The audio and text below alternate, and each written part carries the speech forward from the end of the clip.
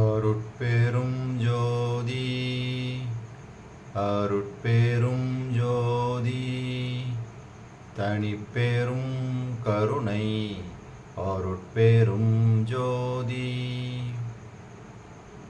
எல்லாம் செயல்கூடும் என் ஆணை அம்பலத்தே எல்லாம் வல்லான் தனையே ஏத்து. ஓம் ஸ்ரீ ராமலிங்காபயம். ஓம் ஸ்ரீ ராமலிங்காபயம். ஓம் ஸ்ரீ ராமலிங்காபயம். எல்லோருக்கும் வணக்கம். இது எனது யூடியூப் சேனலான எல்லாம் செயல்கூடும் வள்ளலார். நான் வள்ளலார் முத்து பேசுகிறேன். இன்றைய பதிவில் நாம் அத்விதானந்த அனுபவ இடையீடு என்ற தலைப்பின் கீழ் வரும் 3வது பாடலுக்கான விளக்கத்தை பார்க்க இருக்கின்றோம். முதலில் நான் பாடல் வரிகளை படிக்கிறேன், பின்பு விளக்கத்தை பார்ப்போம். நாதாந்த திருவீதி நடந்து கடப்பேனோ, ஞானவெளி நடு இன்ப நடந்தரிசிப்பேனோ, போதாந்த திருவடி என் சென்னி பொருந்திடுமோ, புதுமையுற சிவபோகம் பொங்கி நிறைந்திடுமோ, வேதாந்த சித்தாந்த சமரசமும் வருமோ, வெறுவெளியில் சுத்த சிவ வெளிமயந்தான் உருமோ, வாதாந்த வரை நீரு மணக்க மன்றில் ஆடும் பரமர் திருவுளம் எதுவோ பரமம் அறிந்திலேனே. இதுதான் இந்த 3வது பாடல். இதுக்கு விளக்கம் பார்க்குறதுக்கு இந்து சமயத்தில் 6 அந்தங்கள், அதாவது 6 வகையான ஆன்மீக முடிவுகளை சொல்லக்கூடிய 6 விதமான அந்தங்கள் அதை சொல்லியிருக்கிறாங்க. அது என்னன்னு ஒரு ஷார்ட்டாக பார்ப்போம். பார்த்துட்டு வள்ளல் பெருமான் இந்த அந்தங்களை பற்றி என்ன சொல்கிறாங்க, அதே மாதிரி அகவல்ல இந்த அந்தங்களுக்கு அந்த நீட்சியாக விளக்கங்கள்லாம் கொடுத்துருக்குறாங்க. அதெல்லாம் பார்த்து நம்ம தெரிஞ்சுக்கிட்டோம்னா இந்த பாடலும் அகவல்லையும் இதுக்கு விளக்கம் அகவல்ல தெளிவாக சொல்லியிருக்கிறாங்க. அதை நம்ம பார்த்து தெரிஞ்சுக்கலாம். சரி, முதல்ல வேதாந்தம் அப்படின்னு சொல்கிறது பார்த்தோம்னா, வேதங்களின் முடிவான ஞானத்தால் கடவுள் நம்பிக்கை மற்றும் வழிபாட்டின் அவசியத்தை சொல்கிறது தான் இந்த வேதாந்தம். சித்தாந்தம்ன்றது பதி பசு பாசம், அதாவது இறைவன் உயிர் உலகப்பற்று, இதை பிரித்து ஆன்மீகத்திலேருந்து ஈடுபடுறது, இதுதான் சித்தாந்தம். சரி, நாதாந்தம்ன்றது ஓம் எனும் பிரணவ மந்திரத்தின் பிரணவ நாதத்தின் முடிவையும் அதனால் எழக்கூடிய அந்த ஆனந்த நிலையையும் உணர்றது, இதுதான் நாதாந்தம்.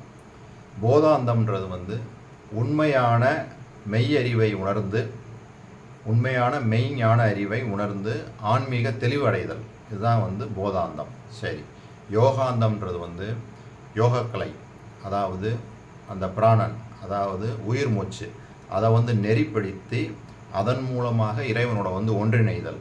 யோகம்னாலே ஒன்றிணைதல் தான், அதான் யோகாந்தம்.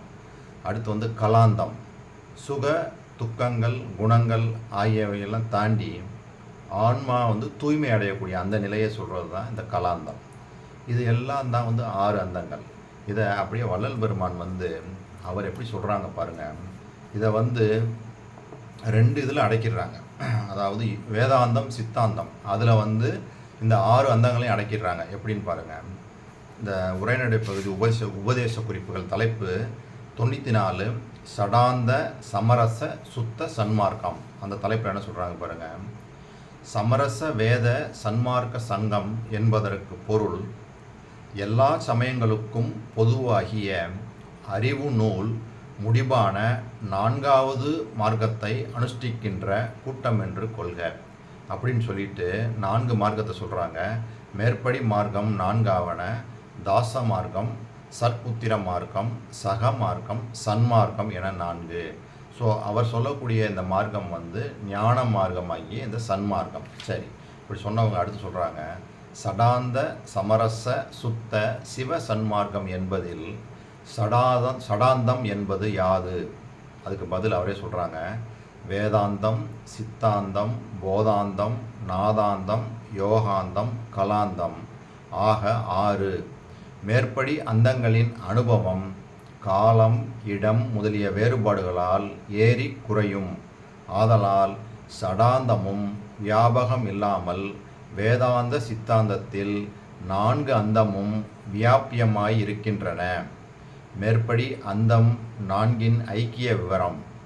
அதாவது இந்த 6ம் வேதாந்த சித்தாந்தத்தில் ஐக்கியமாயிடுச்சுன்னு சொல்கிறாங்க. எப்படி சொல்கிறாங்க பாருங்கள். வேதாந்தத்தில் போதாந்த யோகாந்தமும் சித்தாந்தத்தில் நாதாந்த கலாந்தமும் அடங்கி இருக்கின்றன. இந்த ஐக்கியம் பற்றி வேதாந்த சித்தாந்தமே இப்போது அனுபவத்தில் சுத்த வேதாந்த சுத்த சித்தாந்தமாய் வழங்குகின்றன. அப்போ அது ரெண்டையுமே வள்ளல் பெருமான் எப்படி சொல்கிறாங்க, சுத்த, அதாவது சுத்த வேதாந்தம் சுத்த சித்தாந்தம் அப்படின்னு சொல்லி வள்ளல் பெருமான் சொல்லிடுறாங்க. சுத்தம்னா அதிலிருந்து மேல்நிலைக்கு வர்றது, அதாவது அவங்க அந்த உண்மையை மறைச்சி சொல்லியிருக்கிறாங்க. அது இல்லை, அதில் அந்த உண்மைத்தன்மையை, ரெண்டுலேயும் உள்ள உண்மைத்தன்மையை சொல்லக்கூடியது தான் சுத்த வேதாந்தம் சுத்த சித்தாந்தம் அப்படின்னு சொல்லி வர்றாங்க. அப்போ இப்போ நான் இந்த படித்ததுலேருந்து உங்களுக்கு தெளிவாக இருக்கும் வள்ளல் பெருமான் எப்படி இந்த அந்தங்களை அணுகிறாங்க, அவருடைய அந்த தெளிவு எப்படி இருக்குன்னு பாருங்கள். அருமையாக இந்த 6 அந்தங்களையும் 2 இதில் வந்துடுது. அதாவது வேதாந்தத்துக்குள்ளே போதாந்தமும் யோகாந்தமும் இருக்குது, சித்தாந்தத்துக்குள்ளே நாதாந்தமும் கலாந்தமும் இருக்குது. இப்படி இருக்கக்கூடிய வேதாந்தமும் சித்தாந்தமும் சுத்த வேதாந்தம் சுத்த சித்தாந்தம் அப்படின்னு சொல்லி வள்ளல் பெருமான் சொல்கிறாங்க. இதுக்கு அப்படியே அகவல்ல விளக்கம் இருக்குது. அப்படியே அதனுடைய நீட்சியை அகவல்ல பாருங்கள் எப்படி சொல்கிறாங்க பாருங்கள். அதாவது சுத்த வேதாந்த துரிய மேல் வெளியெனும் அத்தகு சிற்சபை அருட்பெரும் ஜோதி அப்படின்றாங்க. அடுத்து சுத்த சித்தாந்த சுகப்பெரு வெளியெனும் அத்தனி சிற்சபை அருட்பெரும் ஜோதின்றாங்க. சரி, அங்கே உரைநடையில் என்ன சொன்னாங்களோ அதுக்கு விளக்கம் இந்த அகவலில் சுத்த வேதாந்தம் சுத்த சித்தாந்தம்னு சொல்கிறாங்க.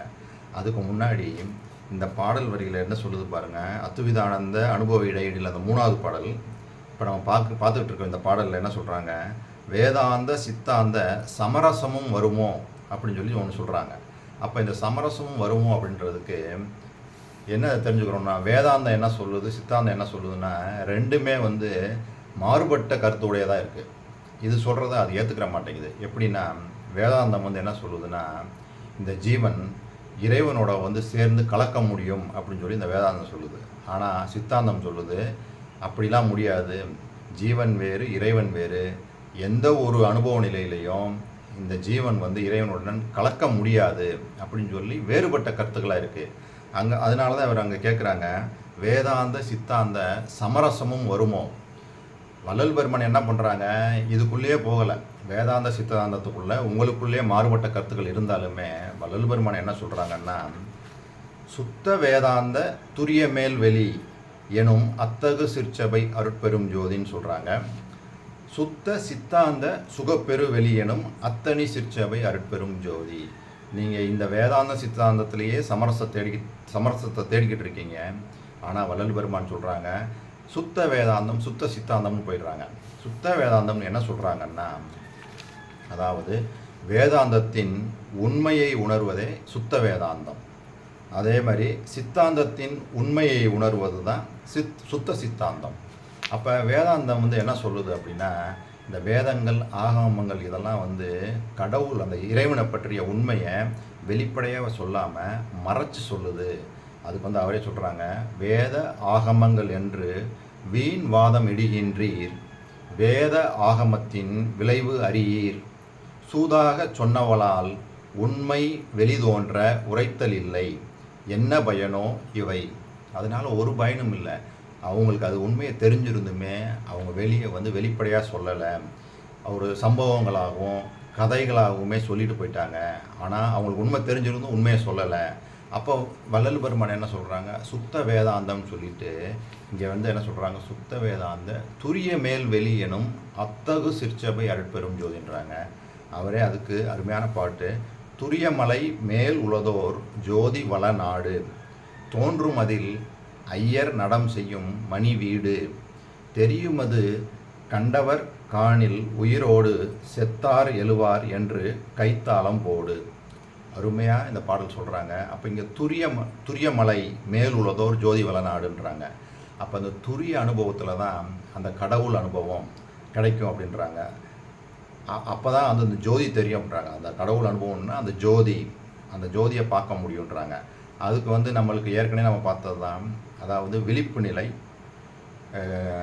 கனவு நிலை, தூக்க நிலை, அதுக்கப்புறம் தான் துரியம். இந்த 4 ஸ்டேஜ், இந்த 3 ஸ்டேஜ் நம்ம பெற வேண்டிய நிலை வந்து இந்த 4th ஸ்டேஜ். அதாவது இந்த விழிப்பு நிலையில் வந்து மனம் செயல்படாமல் இருக்குது பார்த்தீங்களா, அதுதான் வந்து அந்த துரிய நிலை. இந்த அனுபவத்தில் தான் அந்த ஜோதி தெரியும் அப்படின்றதுக்கு தான் நான் அந்த பாட்டை சொன்னேன். துரிய மலை மேல் உள்ளதோர் ஜோதி வள நாடு. அந்த துரிய அனுபவத்தில் தான் நம்மளுக்கு அதுக்கு கிடைக்கும், கடவுளுடைய அந்த ஜோதியை பார்க்க முடியும்னு சொல்லி இந்த இதில் சொல்கிறாங்க. இதைத்தான் வந்து அவர் வந்து என்ன சொல்கிறாங்க, சுத்த வேதாந்தம், இந்த உண்மையை தான் தெரிஞ்சுக்கிறணும், இதைத்தான் அவங்க மறைச்சிட்டாங்க அப்படின்ற மாதிரி சொல்கிறாங்க. சரி, அடுத்து சுத்த சித்தாந்தம் அதாய் சுத்த சித்தாந்த சுகப்பெரு வெளியெனும் அத்தனி சிற்சபை அருட்பெரும் ஜோதி. அதாவது சித்தாந்தத்தின் உண்மையை உணர்ந்து கொண்டால் ஏற்படும் சுகமாகிய பெருவெளி என்பது ஒப்பற்ற சிற்சபையே ஆகும். அந்த சிற்சபையில் விளங்கும் அருட்பெரும் ஜோதி எல்லாமே இந்த சிற்சபையில் கிடைக்கக்கூடிய அனுபவங்கள் தான். இந்த மாதிரி பலவிதமான வெளிகளை வந்து வள்ளல் பெருமான் சொல்லிட்டு வராங்க. சரி, இப்போ இந்த விளக்கம், இந்த வேதாந்த சித்தாந்தம் சமரசமும் வருமோ அப்படின்றதுக்கு இப்போ நான் வந்து இவ்வளோ விஷயங்கள் சொல்லியிருக்கிறேன். சரி, அடுத்து முதல்ல ஸ்டார்டிங்கில் சொல்கிறாங்கல்ல, நாதாந்த திருவீதி நடந்து கடப்பேனோ, ஞான வெளி நடு இன்பம் நடந்தரிசிப்பேனோ அப்படின்றதுக்கும் வள்ளல் பெருமான் அருமையாக இந்த அகவல்லே சொல்லியிருக்காங்க. எப்படி இந்த வரிகள் பாருங்கள், வரிகள் 39-40. பெரிய நாதாந்த பெருநிலை வெளி எனும் அரிய சிற்றம்பலத்து அருட்பெரும் ஜோதி. இதுதான் இந்த அகவல் வரி. இதில் சொல்கிறாங்க பாருங்கள், பெரிய நாதாந்த பெருநிலை வெளி எனும் அரிய சிற்றம்பலத்து அருட்பெரும் ஜோதி. நம்ம ஏற்கனவேவும் பார்த்துருக்குறோம். வள்ளல் பெருமான் சொல்லியிருக்கிற ஆன்ம அனுபவ நிலை வந்து எப்படி சொல்லியிருக்காங்கன்னா, விந்து நாதம் பரவிந்து பரநாதம் திக்ராந்தம் அதிக்ராந்தம் சம்மௌனம் அதீதம், சம்மௌனம் சுத்த சிவம் அதீதம் அப்படின்னு தான் இந்த ஆர்டர் வச்சுருக்காங்க. இதில் இந்த பரநாதம் சொல்கிறோம் பார்த்தீங்களா, அந்த பரநாத நிலை அனுபவம், அதாவது தவம் செய்கிறோம், அந்த தவத்தில் தான் இந்த அனுபவங்கள்லாம் நம்மளுக்கு கிடைக்க வரும். இந்த பரநாத அனுபவம் வரும்போது தான் நம்மளுக்கு இறைவன் வந்து பெரும் ஜோதியாக நம்ம காண கிடைப்பார் அப்படின்னு இந்த பாடல் மூலமாகவே சொல்கிறாங்க பாருங்கள். ஈற்றறியேன் இருந்து இருந்து இங்கு அதிசயிப்பது என் நீ என்கின்றாய், நீ என்னை விட்டு ஏகுதோறும் நான் தான் காற்றறியா தீபம் போல் இருந்திடும் அத்தருணம் கண்ட பரிசு என் புகழ்வேன், அண்ட பகிரண்டம் தோற்றறியா பெருஞ்சோதி மலை பரநாதத்தே தோன்றியது ஆங்கதன் நடுவே தோன்றிய ஒன்று அதுதான் மாற்றறியா பொன்னொழியோ அவ் ஒளிக்கு உள்ளாடும் வள்ளல் அருள் ஒளியோ இது அதிசயிக்கும் வகையே. அருமையாக சொல்கிறாங்க. அந்த பரநாதம் அங்கே தான் அந்த பெரும் ஜோதி அனுபவம் கிடைக்கும். அதைத்தான் இங்கே வந்து பெரிய நாதாந்த பெருநிலை எனும் அரிய சிற்றம்பலத்து அருட்பெரும் ஜோதின்னு சொல்கிறாங்க. அதோடு கூட அந்த நாதாந்தத்தின் முடிவில் தான் அந்த இறைவன் அந்த நடமிடும் ஒளி கிடைக்கும் அப்படின்றது சொல்கிறாங்க இந்த பாட்டு மூலமாக. அதாவது நாதாந்தத்தின் முடிவிலே நடமிடும் ஒளியே இறைவன் அப்படின்னு வந்து இங்கே இந்த பாடல் மூலமாக சொல்கிறாங்க. வேதத்தின் முடிமிசை விளங்குமோர் விளக்கே மெய்ப்பொருளாக இயல் முடிச்சுடரே நாதாந்தத்தின் முடிநடு நடமிடும் ஒளியே நவை அரு முகத்திடை நன்னிய நலமே ஏதத்தின் நின்று என எடுத்து அருள்நிலைக்கே ஏற்றிய கருணை என் இன்னுயிர் துணையே தாதுற்ற உடம்பு அழியா வகை புரிந்தாய் தனி நாடராஜ என் சர்க்குருமணியே அப்படின்னு சொல்லி இந்த இதுலேயும் வந்து நாதாந்தத்தின் முடிவில் நடமிடும் ஒளியே இறைவன் அப்படின்னு சொல்லி இதுலேயும் சொல்கிறாங்க. சரி, இப்படி சொன்னவங்க அடுத்து வந்து போதாந்த திருவடி என் சென்னி பொருந்திடுமோ புதுமையுற சிவபோகம் பொங்கி நிறைந்திடுமோ அப்படின்றாங்க. இந்த போதாந்தத்துக்கும் வள்ளல் பெருமான் அதே அகவல்ல வரிகள் 37-38 விமல போதாந்தமா மெய்ப்பொருள் வெளியெனும் அமல சிற்சபையில் அருட்பெரும் ஜோதி அப்படின்றாங்க. நம்ம இப்போ ஆணவம் கண்மம் மாயை இது கொடுக்கக்கூடிய இந்த இன்பங்களை தான் நம்ம இன்பம் சொல்லிக்கிட்டு இருக்கோம். ஆனால் வள்ளல் பெருமான் என்ன சொல்கிறாங்க, ஆசையற்று அந்த நிராசையான நிலையில் தான் அப்போ கிடைக்கக்கூடிய இன்பம் தான் மிக அருமையான, கிடைதற்கு அரிய அந்த இன்பம் தான் நம்மளுக்கு வேணும். அந்த இன்பம் தான் வந்து மேலான உண்மையான இன்பம் சொல்கிறாங்க. அதைத்தான் வந்து விமல போதம் அப்படின்றாங்க. இந்த வேத முடிவில் மேன்மையுடையதாய் உண்மையான மெய்ப்பொருள் எதுவோ அதை காட்டும் வெளி என்று சொல்லப்படும் ஆணவம், கண்மம், மாயை ஆகிய மலமற்ற சிற்சபையில் விளங்கக்கூடிய அருட்பெரும் ஜோதின்றாங்க. அப்போ இந்த விமல போதம் அப்படின்றது வந்து அந்த ஆசையற்ற, அதாவது நிராசை கொண்ட அந்த சமயத்தில் இந்த ஆணவம், கண்மம், மாயை இதெல்லாம் நீங்கிய அந்த அப்போ கிடைக்கக்கூடிய அந்த இன்பம் தான் வந்து நிறைவான உண்மையான இன்பம் அப்படின்றாங்க. அப்போ அதைத்தான் வந்து விமல போதம் அப்படின்றாங்க. அந்த அதாவது இந்த போத முடிவில் மேன்மையுடையதாய் உண்மையான மெய்ப்பொருள் எதுவோ அதை காட்டும் வெளி, அந்த வெளி வந்து சிற்சபை தான், அதில் விளங்கக்கூடிய அருட்பெரும் ஜோதி அப்படின்னு சொல்லி இந்த போதாந்தத்துக்கும் விளக்கம் கொடுக்குறாங்க. அப்போ வள்ளல் பெருமான் இப்படியே விளக்கம் கொடுத்து வரும்போது கடைசியில் முடிவாக என்ன கேட்குறாங்க, வெறுவெளியில் சுத்த சிவ வெளிமயந்தான் உருமோ. அப்போ வள்ளல் பெருமான் இந்த அந்தங்கள் எல்லாமே ரெண்டில் அடக்கம்னு சொல்லிட்டாங்க. போதாந்தம், சித்தாந்தத்தில் அந்த போதாந்தம் சித்தாந்தத்தையும் சுத்த அதாவது வேதாந்த சித்தாந்தத்தில் எல்லாமே அடக்கம்னு சொல்லிட்டாங்க. அதையும் சுத்த வேதாந்தம், சுத்த சித்தாந்தம் அப்படின்னு சொல்லிட்டாங்க. இப்போ இதையெல்லாம் நம்ம இப்போ பார்த்தோம். கடைசியில் வெறுவெளியில் சுத்த சிவ வெளிமயந்தான் உருமோ அப்படின்றதுக்கு அதே வள்ளல் பெருமான் அகவல்ல பாருங்கள், இந்த வரிகள் பாருங்கள், 49:50 சச்சிதானந்த தனிப்பற வெளி எனும் அச்சியல் அம்பலத்து அருட்பெரும் ஜோதி அப்படின்னு சொல்லி இந்த 2 வரிகளில் சொல்கிறாங்க. இங்கே வந்து சொல்லும்போது என்னதுன்னா, இப்போ நம்ம பார்த்த இந்த நாதாந்தம், போதாந்தம், வேதாந்தம், சித்தாந்தம் இது எல்லாமே அண்ட தத்துவத்தில் சொல்லிடுறாங்க. இது எல்லாமே அண்ட தத்துவம். அதே மாதிரி பிண்ட தத்துவத்தில் வந்து எல்லாம் என்னது வருது, மனம், புத்தி, சித்தம், அகங்காரம், பசி, காமம், குரோதம், கோபம், லோபம், மதம், ஆச்சரியம் எல்லாமே தத்துவங்கள் தான். இதெல்லாம் பிண்டத்தில் வரக்கூடிய தத்துவங்கள். இப்போ இந்த நம்ம இப்போ பார்த்த இதெல்லாம் வந்து அண்ட தத்துவத்தில் வந்துடுது. அதாவது வேதாந்தம், சித்தாந்தம், போதாந்தம், நாதாந்தம், கலாந்தம், இப்போ பிரம்மா, விஷ்ணு, ருத்ரன் இதெல்லாம் சொல்கிறாங்க பாருங்களேன். இது எல்லாமே தத்துவங்கள் தான், அண்ட தத்துவங்களில் வந்துடுது.